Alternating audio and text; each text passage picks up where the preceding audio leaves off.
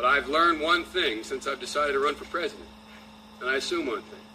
Everything about me is going to come out in the public record. And I've done some dumb things, and I'll do dumb things again. I've done some dumb things as a senator, done some dumb things as a lawyer. But ladies and gentlemen, I've been dumb. Joe Biden is a dummy. That's it. Fire away.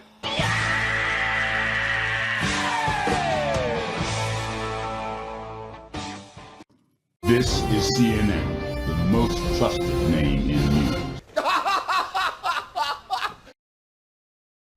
My guess is they're going to fight us having John Bolton in, for example. John Bolton is a very important witness. I think Bolton is not only a bad choice, it's honestly difficult to consider a worse choice. This is someone who's likely to exaggerate the dangerous impulses of the president towards belligerence, his proclivity to act without thinking, and his love of conspiracy theories. This is someone who's concerned that people in the State Department, Ambassador Sondland and others, Mulvaney, were cooking up a drug deal, and by that he meant a corrupt deal. I want to get your reaction to the firing and/or resignation of John Bolton. Well, he never should have had the position to begin with. He lacks the temperament, he lacks the judgment, but a bad choice from start to finish.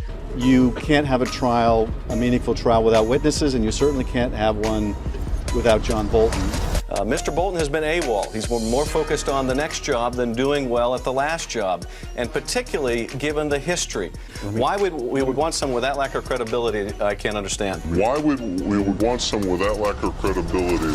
So the Bolton appointment really scares me. You can't have a trial, a meaningful trial, without John Bolton. You've said in the past you would consider subpoenaing John Bolton in the House. Is it inevitable?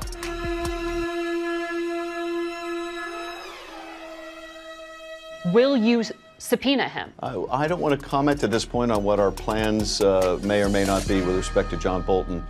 John Bolton once suggested on Fox News that the Russian hack of the DNC was a false flag operation that had been conducted by the Obama administration.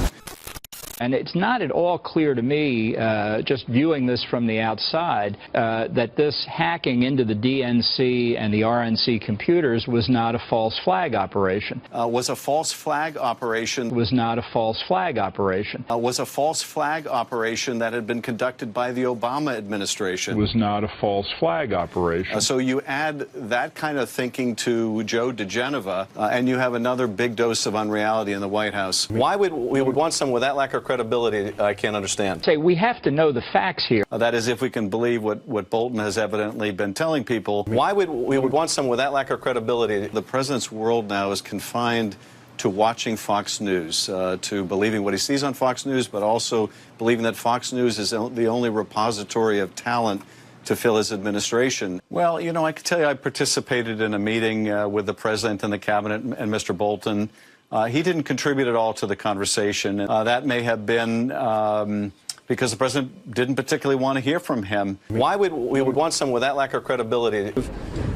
Because this witness obviously has such relevant information to shed on the most egregious of all of the charges in the articles of impeachment. Let the American people, along with the senators, evaluate John Bolton's credibility when he testifies and make their own judgment. But well, he never should have had the position to begin with. He lacks the temperament, he lacks the judgment to really have that job. That we're going to blind ourselves from a witness who has so clearly relevant testimony to one of the central, most serious allegations against the president. I don't see how you can have a fair trial without testimony like that.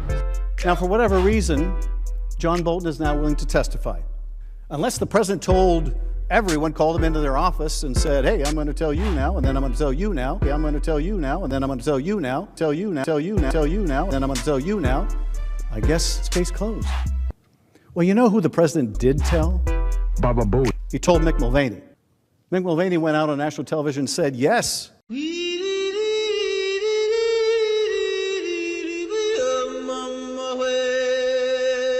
They discussed it.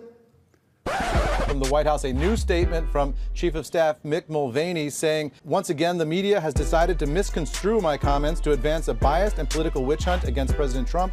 Let me be clear, there was absolutely no quid pro quo between Ukrainian military aid and any investigation into the 2016 election.